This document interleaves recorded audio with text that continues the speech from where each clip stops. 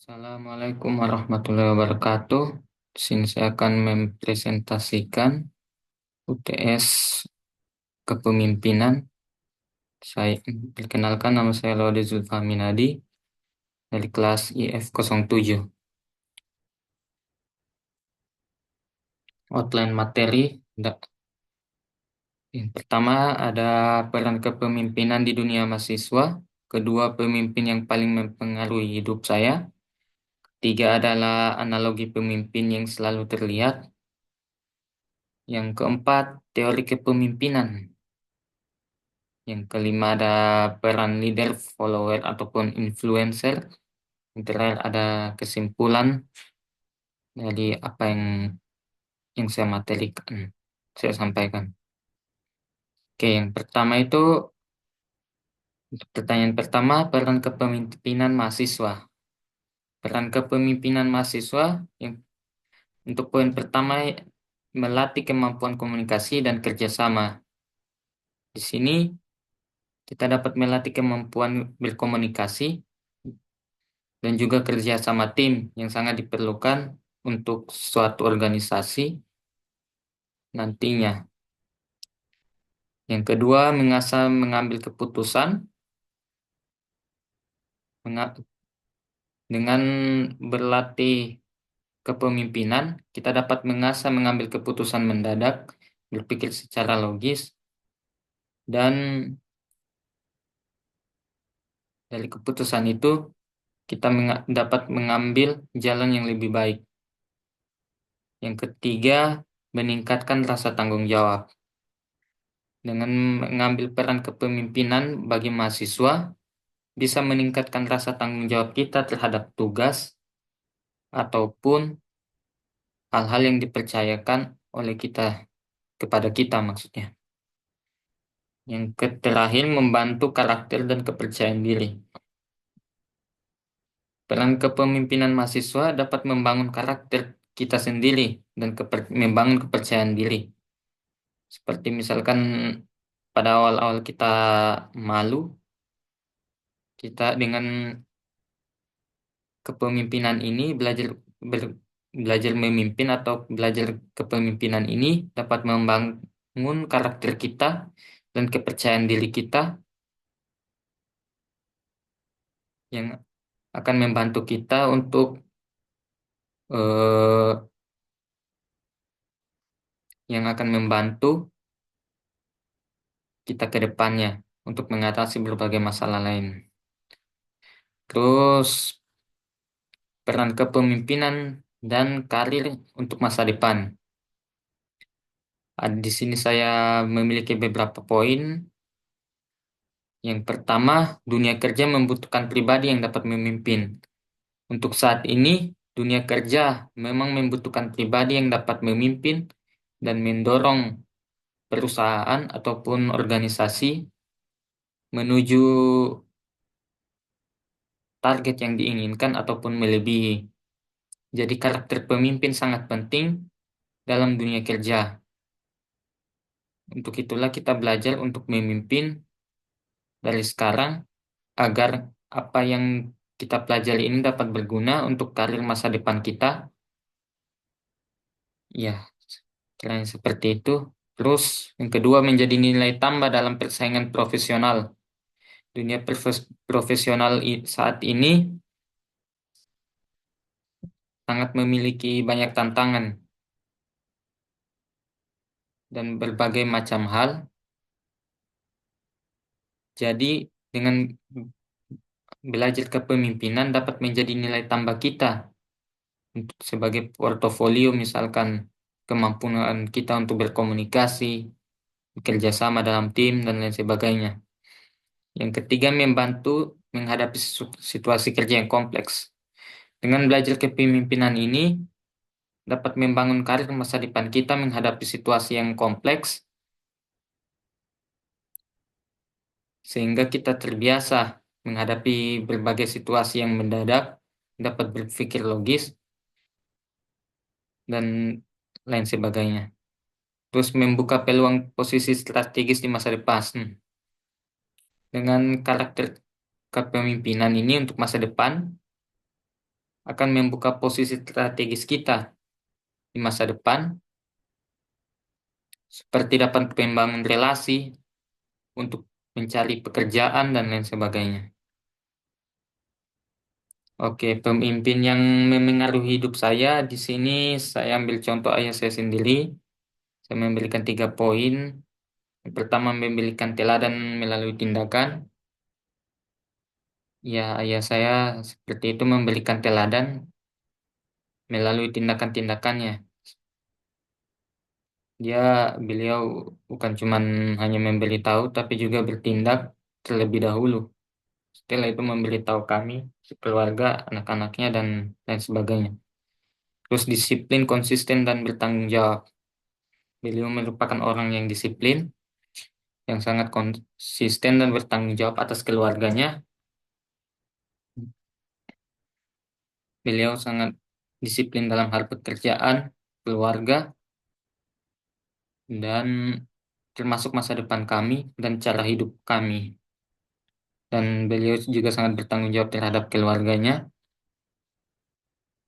selalu ada di setiap waktu, tidak lupa untuk memberi waktu bagi keluarganya dan pekerjaannya, dan konsisten terhadap pekerjaan dan juga keluarganya. Terus mengajarkan arti kepemimpinan mulai dari diri sendiri. Ya, saya sendiri mengajarkan arti kepemimpinan mulai dari kami kecil, mengajarkan sedikit-sedikit seperti bekerja sama dengan saudara atau meminta maaf kepada orang apabila salah, ya, seperti itu. Terus alasan pemimpin tersebut menginspirasi, memotivasi bukan hanya dengan contoh bukan hanya dengan kata-kata. Beliau bukan hanya memberikan kata-kata manis ataupun hal seperti itu, tapi dia juga memberikan contoh apa yang harus dilakukan. Yang kedua, bijaksana dalam mengambil keputusan. Yang menurut saya beliau cukup bijaksana dalam mengambil keputusan dari kecil sampai sekarang ya. Dia selalu memberikan wewenang, menginspirasi saya atau memberikan wejangan untuk setiap keputusan saya. Menunjukkan sikap lebih kuat daripada teori. Ya, dia mengajarkan juga bahwa sikap, sifat ataupun adab itu atau hal-hal apapun yang bersifat teoritis tidak akan berguna apabila tidak dilakukan dan dijalani dan menjadi panutan hidup saya dalam kehidupan sehari-hari. Analogi pemimpin selalu terlihat. Yang pertama, setiap tindakan pemimpin diamati.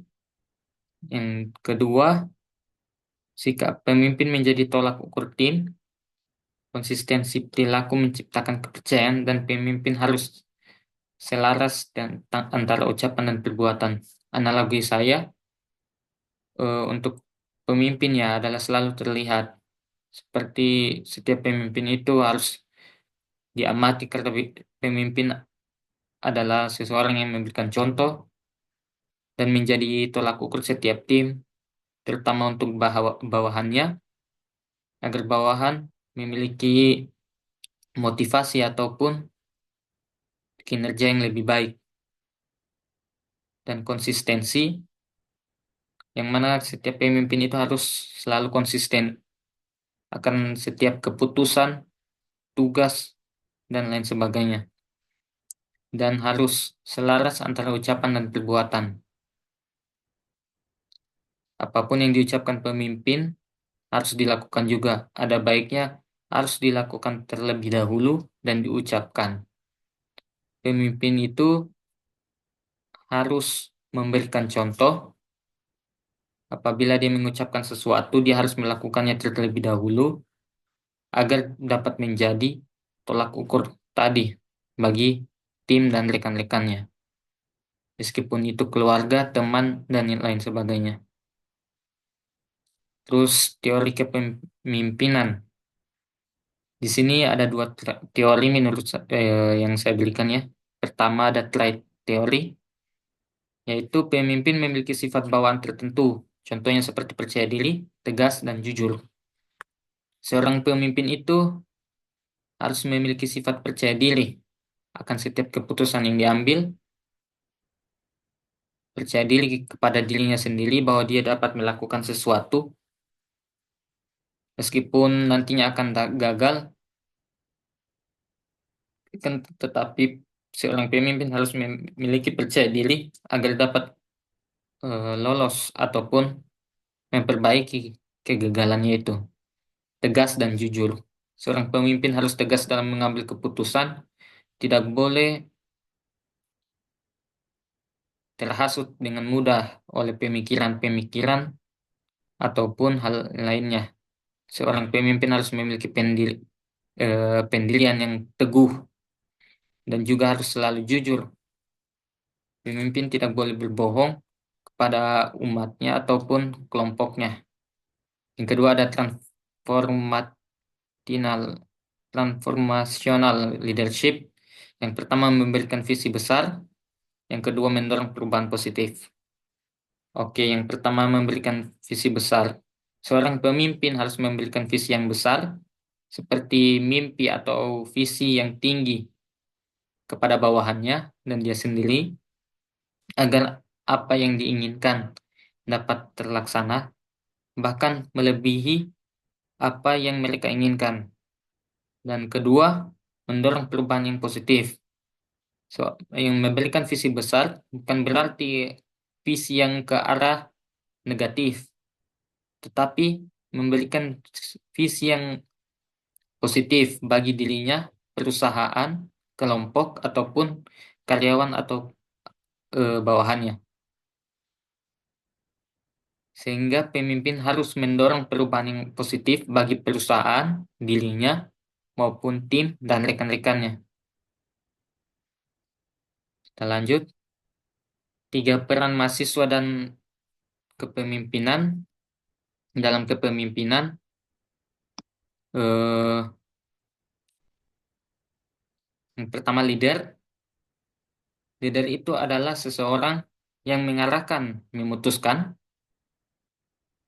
Leader itu seseorang yang mengarahkan, memutuskan, dan memotivasi. Seorang leader bertugas mengarahkan bawahan ataupun rekannya untuk melakukan suatu hal agar tidak melenceng dari tujuan utama organisasi ataupun tujuan utama perusahaan atau sebuah kelompok. Dan dia harus memutuskan keputusan itu ada di tangan pemimpin. Jadi, pemimpin tidak bisa memutuskan hal yang yang bersifat pribadi. Pemimpin harus memutuskan apa yang baik untuk kelompok, perusahaan, atau timnya itu. Yang ketiga, memotivasi apabila eh, teman-teman, rekan-rekannya eh, lagi tidak mood ataupun berkurang motivasi untuk bekerja, belajar, disitulah peran pemimpin. Ya, yang kedua ada follower. Follower ini bertujuan mendukung, memberikan masukan, dan melaksanakan tugas. Follower di sini maksudnya pengikut ataupun rekan-rekan kerja. Di, si- di sini saya tidak mengartikan follower sebagai pengikut, budak, atau sebagainya, justru sebagai rekan dalam membantu leader, karena di sini follower bertugas mendukung leader apabila salah mengambil keputusan atau mengarahkan ke hal-hal yang tidak baik. Karena di sini tugasnya memberikan masukan bagi leader apabila leader melenceng dari target utama tim atau dari tujuan tim itu. Dan di sini follower bertugas melaksanakan tugas tertentu dari leader yang telah diputuskan. Jadi leader memutuskan, mengarahkan, atau memberikan suatu tugas kepada follower. Di sini follower yang telah menerima tugas tersebut akan melaksanakan tugas, dan apabila suatu tugas tersebut sedang dilaksanakan dan terjadi hambatan, memberikan masukan atau mendukung, memberikan nasihat kepada leader apa sebaiknya yang kita lakukan dan memberitahukan. Di situ leader akan meminta pendapat dan memutuskan apa yang baik agar tujuan bersama tercapai. Yang ketiga ada influencer, itu memberi dampak positif dan menjadi agen perubahan. Influencer di sini akan memberi dampak positif kepada pemimpin dan pengikutnya dan rekan-rekannya, dan akan menjadi agen ataupun mereka itu seperti target yang diinginkan, sehingga apabila mereka banyak ataupun dapat melaksanakan tugasnya mereka dengan baik, tugas dalam hal ini mungkin apabila mereka masuk eh, ke dalam perusahaan ataupun memberikan dampak dukungan emosional bagi followers dan leader. Seperti misalnya contohnya seperti sebuah toko yang dipimpin seseorang, influencer adalah para pembeli. Ketika pembeli ini memberikan pengaruh positif, review yang baik, maka akan memberikan dampak positif semangat baru bagi rekan-rekan dan pemimpin itu, anggota-anggota organisasi itu ataupun tim maupun tempat itu, dan menjadi agen perubahan seperti apabila dirasa kurang dapat memberikan masukan kepada follower dan juga leader agar terus membangun perusahaan ataupun tim tersebut. Terus kaitannya dengan teori kepemimpinan, teori transformasional, idealis influence. Satu, sebagai role model. Kedua, anggota mengikuti karena keteladanannya. Tiga, kredibilitas dibangun dari tindakan yang nyata. Pemimpin itu sebagai role model untuk sebuah perusahaan ataupun tim. Dan para anggota akan mengikuti keteladanannya, sehingga pemimpin adalah seorang dengan karakter yang tegas, seperti yang saya jelaskan tadi. Dan dengan keteladanan dan role model seperti itu, kredibilitas dapat dibangun dari tindakan nyatanya, dari tindakan yang diambil oleh pemimpin tadi. Oke. Di sini saya sampai kepada kesimpulan. Kesimpulan yang saya dapat tarik di sini ada 5. Yang pertama, pemimpin adalah proses pembentukan karakter. Kepemimpinan adalah proses pembentukan karakter. Yang kedua, kampus menjadi tempat terbaik untuk mempelajari kepemimpinan.